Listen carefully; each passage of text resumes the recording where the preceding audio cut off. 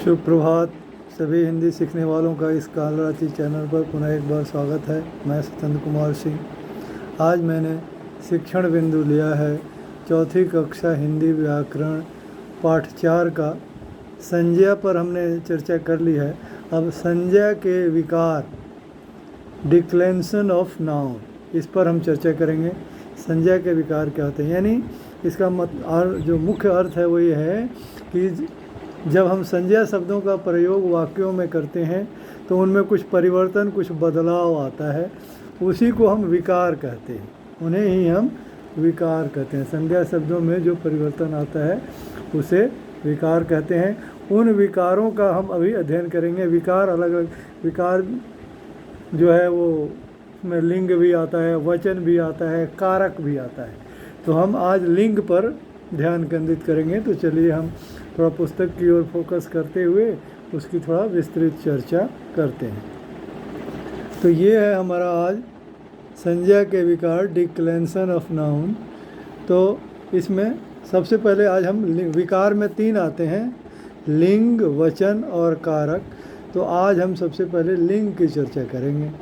लिंग का मतलब क्या हुआ कि जिस शब्द से किसी के स्त्री जाति या पुरुष जाति का बोध होता हो उसे हम लिंग कहते हैं। जिस भी शब्द से शब्द के जिस रूप से स्त्री जाति या पुरुष जाति का पता चले उसे लिंग कहते हैं। यहाँ आप देखेंगे जैसे ये मम्मी, आपको पता है मम्मी से स्त्री जाति का पता चलता है तो वो स्त्रीलिंग है। पापा पुल्लिंग है। रीतिका इसके स्त्री जाति का लड़कियों का नाम होता है तो वो रीतिका स्त्रीलिंग है। दादी स्त्रीलिंग है। विवान लड़के का नाम है तो वो पुल्लिंग है। इस प्रकार से तो जितने इसमें शब्द हैं उसमें कुछ शब्द स्त्री जाति का बोध करते हैं, कुछ पुरुष जाति का, तो ये लिंग कहलाते हैं। तो शब्द के जिस रूप से स्त्री जाति या पुरुष जाति का पता चले उसे लिंग कहते हैं। अब लिंग के 2 प्रकार होते हैं, पुल्लिंग और स्त्रीलिंग। जिस शब्द से स्त्री जाति का पता चले वो स्त्रीलिंग और जिस शब्द से पुरुष जाति का पता चले वो पुल्लिंग होता है। पुरुष जाति का बोध कराने वाले शब्दों को पुल्लिंग कहते हैं और स्त्री जाति का बोध कराने वाले शब्दों को स्त्रीलिंग कहते हैं। सभी व्यक्ति, वस्तु, स्थान या भावों के लिंग होते हैं। ऐसा नहीं है कि सिर्फ मनुष्यों के या जानवरों के स्त्री जाति और पुरुष जाति होते हैं। जितने भी शब्दों का हम प्रयोग करते हैं वो सब स्त्री जाति या पुरुष जाति में बटे हुए हैं। जैसे चूहा दौड़ा, बिल्ली पीछे दौड़ी, कुत्ता भौंका, तो क्या हो गया? चूहा दौड़ा, चूहा पुल्लिंग हो गया। बिल्ली दौड़ी तो स्त्रीलिंग हो गया। कुत्ता भौंका तो ये पुल्लिंग हो गया। क्रिया से पता चलता है हमको, बहुत मायने में क्रिया से पता चलता है कि ये शब्द क्या है, कौन सी, यानी उसके लिंग के अनुसार क्रिया बदलती है। नमिता की फ्रॉक पीली है तो फ्रॉक यहाँ स्त्रीलिंग हो गई, जबकि देखो फ्रॉक अंग्रेजी शब्द है, लेकिन ये परंपरा में कोई शब्द स्त्रीलिंग बन जाता है, कोई पुल्लिंग बन जाता है, फिर हम उसी तरह उसका प्रयोग करें। तो फ्रॉक एक तरह से यूरोपीय शब्द है लेकिन ये स्त्रीलिंग में प्रयोग होता है। कमीज़ एक तरह से ये फारसी या अरबी शब्द है लेकिन ये स्त्रीलिंग की तरह प्रयोग होता है। कमीज़ फट गई। जलेबी मीठी है, आम खट्टा है, पापा ने कोट पहन लिया। तो समझ में कुछ आया? क्या समझ में आया आपको?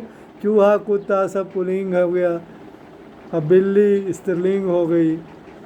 वस्तुओं में आप देखें तो फ्रॉक, कमीज़, जलेबी ये सब स्त्रीलिंग हो गया, आम और कोट पुल्लिंग हो गया। तो हम वाक्य बनाकर इन वस्तुओं के लिंग की पहचान कर सकते हैं। अगर ऐसे कौन स्त्रीलिंग है कौन पुल्लिंग है नहीं पता तो वाक्य में प्रयोग कीजिए। परंपरा के अनुसार जो लोग बोलते हैं उनको पता है, इसलिए सुनकर भाषा को सीखना सबसे आसान होता है। तो आपने ध्यान दिया, जो शब्द प्राणीवाचक नहीं होते हैं उनकी पहचान हम कैसे करते हैं? जैसे खट्टा आम, अगर ये स्त्रीलिंग होता ना तो हम खट्टी आम बोलते। मीठी जलेबी विशेषण लगा करके भी होता है, पता चलता है कि लिंग क्या है।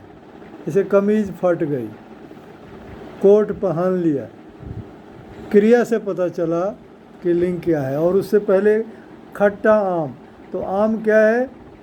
खट्टा है। अगर ये स्त्रीलिंग होता ना तो खट्टी आम बोलते। तो हम विशेषण लगा करके भी लिंग का पता कर सकते हैं और क्रिया कर लगा करके भी। अब कुछ विशेष बातें जैसे पर्वत, महीनों, दिनों, ग्रहों, देशों, वृक्षों तथा फूलों के नाम सदा पुल्लिंग होते हैं। वैसे ही नदियों, भाषाओं, तिथियों, लिपियों और बोलियों के नाम सदा, और जितने बोलियों के नाम और जितने भी समूहवाचक शब्द हैं वो सदा स्त्रीलिंग होते हैं। जैसे समूहवाचक शब्द में जैसे सेना, पुलिस, ये सब स्त्रीलिंग होता है। कुछ शब्द नर या मादा लगाकर पुल्लिंग स्त्रीलिंग बनाए जाते हैं, जैसे नर मक्खी, मादा मक्खी, नर गौरैया, मादा गौरैया। इनका किसी का स्त्रीलिंग नहीं होता तो उसमें नर लगा के, किसी का जो मुख्य रूप से स्त्रीलिंग होता है पुल्लिंग नहीं होता तो नर लगा के उसका पुल्लिंग बनाया, और कुछ का मादा लगा के उसका स्त्रीलिंग बनाया जाता है। और कुछ शब्द पुल्लिंग स्त्रीलिंग दोनों में समान रूप से प्रयोग किए जाते हैं। जैसे प्रधानमंत्री, चाहे वो महिला प्रधानमंत्री हो, पुरुष प्रधानमंत्री हो, उसको प्रधानमंत्री ही कहा जाएगा, राष्ट्रपति ही कहा जाएगा। ये नहीं कि महिला राष्ट्रपति होंगी तो राष्ट्रपति नहीं कहा जाएगा, ऐसा नहीं हो सकता। मंत्री मंत्री होगा, डॉक्टर डॉक्टर ही होगा, इंजीनियर इंजीनियर ही होगा, प्रोफेसर प्रोफेसर ही होगा, ये कभी नहीं बदलते। वैसे ही अब यहाँ देखिए बहुत सारे पुल्लिंग शब्दों के स्त्रीलिंग शब्द यहाँ दिए गए हैं, तो इनको आप आराम से देख करके, एक बार मैं पूरा को पढ़ने की ज़रूरत नहीं समझ रहा हूँ, आप इसको आराम से एक बार देख लीजिए। अगर आप इसको पढ़ना चाहेंगे तो वीडियो को थोड़ा यहाँ पर वो पॉज करके और आराम से इसको पढ़ सकेंगे, इसलिए एक बार मैं आपको दिखा दे रहा हूँ ठीक से, आप इसको देख लीजिए। फिर अब हम इसका अभ्यास भी देख ही लेते हैं इसी के साथ। तो देखिए कुछ ऐसे शब्दों के नाम बताइए जो पुल्लिंग तथा स्त्रीलिंग दोनों में समान रूप से प्रयोग किए जाते हैं। तो प्रधानमंत्री, राष्ट्रपति, मंत्री, मुखिया इत्यादि, सरपंच वगैरह भी। जैसे वर, नेता, नर, राजा का स्त्रीलिंग बने तो वर का वधू, नर का नारी, नेता का नेत्री और राजा का रानी। भाषाओं तथा बोलियों के नाम स्त्रीलिंग है या पुल्लिंग, तो मैंने लिख दिया भाषाओं तथा बोली, यहाँ तक इसी को लिखेंगे। भाषाओं तथा बोलियों के नाम सदा स्त्रीलिंग होते हैं, इधर लिख दीजिए, बस हो गया। यहाँ पर कुछ शब्द दिए गए हैं, इनका ये क्या है, ये कौन से शब्द हैं, ये स्त्रीलिंग रूप में है या पुल्लिंग रूप में है वो लिखना है, तो वो मैंने इनको लिख दिया है। यहाँ कुछ शब्द दिया गया है, इनके लिंग शब्द लिखने, मतलब लिंग बदल के इनके शब्द लिखने हैं। स्त्रीलिंग रूप मतलब पुल्लिंग रूप में सब दिए हुए हैं, सबका स्त्रीलिंग रूप लिखना है, तो मैंने लिख दिया है। कुछ शब्द हैं जो स्त्रीलिंग रूप में दिए गए हैं तो इनका पुल्लिंग लिख दीजिए, तो मैंने लिख दिया है। वाक्यों में लिंग की गलती हुई है, इनको शुद्ध कीजिए इसमें, तो मैंने शुद्ध कर दिया है। आप इसको बड़े ध्यान से देख लीजिए, पॉज कर करके पढ़िए और समझिए। वाक्य बनाकर लिंग पहचानिए, ये कौन सा लिंग है वाक्य में प्रयोग करके बताइए, तो मैंने यहाँ बता दिया है। आप इसको बड़े ध्यान से देख लीजिए, इसको पॉज कर करके आराम से ज़्यादा देर तक भी देख सकते हैं। उनका लिंग भी लिख दिया है वाक्य के अनुसार, और आप इसको लिखना भी हो तो वीडियो को पॉज करके लिख भी सकते हैं। रंगीन शब्दों के लिंग बदलकर दोबारा लिखिए, तो यहाँ मैंने लिंग बदल, धोबी को धोबन बना के इनको लिंग बदल के वाक्य बना दिया है। यहाँ भी हमने लिंग बदल के, इनके लिंग शब्द बदल के और इनको वाक्य में प्रयोग कर दिए हैं, देख लीजिए। और यहाँ पर ये बहुत सारे शब्द दिए हैं, इनमें से कौन सा जो स्त्रीलिंग है वो स्त्रीलिंग के नीचे लिखिए और जो पुल्लिंग है वो पुल्लिंग के नीचे लिखिए, मैंने यहाँ लिख दिया आपके लिए। तो आप एक पते की बात यह है कि प्रकृति स्त्री पुरुष दोनों को अपनी चीज़ें समान रूप से देती है, कभी भेदभाव नहीं करती। इसी प्रकार हमें भी लिंग, जाति आदि के आधार पर किसी से भी भेदभाव नहीं करना चाहिए।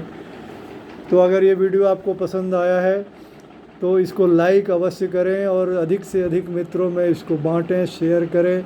वीडियो को सब्सक्राइब ज़रूर करें, चैनल को सब्सक्राइब ज़रूर करें और बेल आइकन दबाकर ऑल नोटिफिकेशन को क्लिक करें, ताकि जब भी मैं कोई नया वीडियो डालूं तो तत्काल इसकी सूचना आपको मिले और आपको लाभ प्राप्त हो।